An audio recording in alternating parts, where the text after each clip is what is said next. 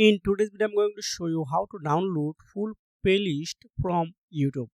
So you can choose any of playlist. So first of all, I am going on YouTube. Then here type how to create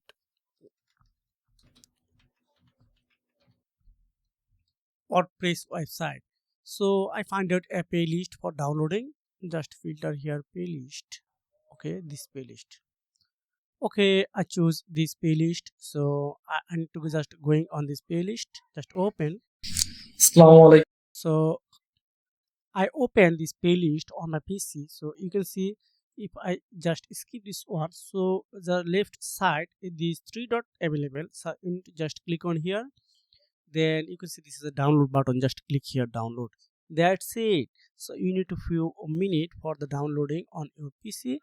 So this is the method how you can download full playlist from YouTube. So if you found this video helpful for me, like and subscribe the channel. So you can take care. Goodbye.